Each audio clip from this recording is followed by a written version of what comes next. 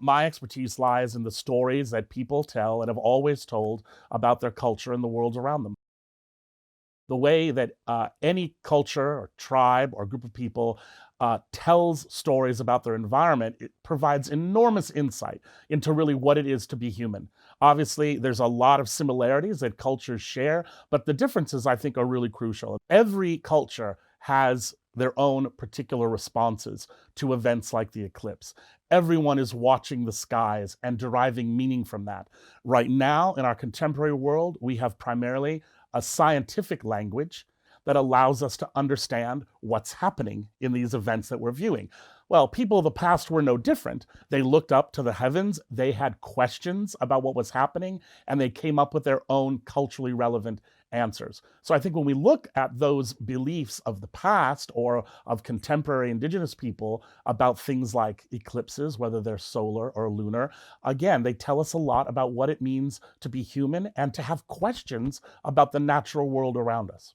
Lots of cultures viewed a solar eclipse with a fair amount of trepidation. The Maya, for example, of Central America, viewed it as the moon has become angry and takes a bite out of the sun. In fact, their word for it is chikbal ki'in, which means the sun gets bitten.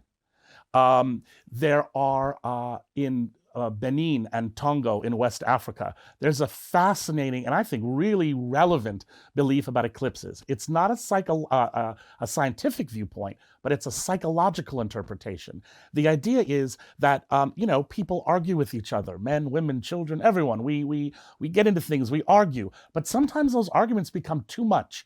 And at that time, the people of Togo and Benin believed that the sun and the moon, hearing all of this argumentation constantly from people of the earth, would begin to argue themselves. So when there was a solar eclipse, it was believed to have been brought about by these arguments between the sun and the moon would then move in a certain way and the sun would darken. But then, this is, I think, the most fascinating part and what makes these beliefs really relevant.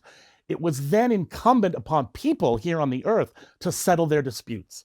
So among these people in West Africa at the time of a solar eclipse, they would begin to open up dialogues of conversation, of peacemaking, of settling old debts, settling old arguments. So again, it's not so much a scientific explanation, but it's one that provides an important function in that society.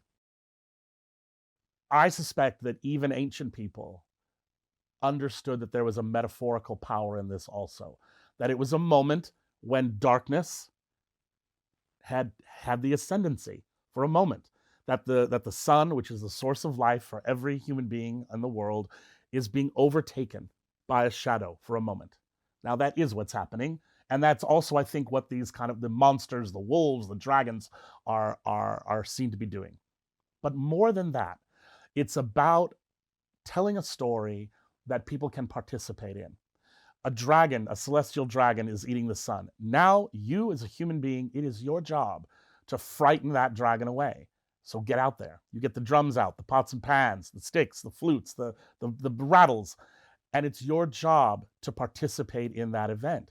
So it's an event that not only confirms a culture's understanding of their cosmos, their view of the cosmos, but also confirms their place in it. We're connected to that. And then when we have events like eclipses, those relationships become very important for a small moment in time. Remind us of those connections with those beings. Even if you can't get out, if you can't see it or experience it in totality, you can still experiencing it by knowing that it's happened, and by knowing that for thousands and thousands of years, your ancestors and the ancestors of your neighbors and your fellow human beings have stopped for a moment and had a real human experience. Whether it was based in fear or hope, it doesn't really matter at the end of the day. They have paused to say something wondrous is happening. And it then becomes your own individual personal job to determine what kind of meaning that's going to have for you. So I would, if I were king of the universe, I would say, take a moment and think about it. What does the eclipse mean for you? What has it meant for others? Where's your place in the long-standing tradition of looking up to the sky at the time of an eclipse or another celestial event and wondering what is happening and why is this wonderful to me?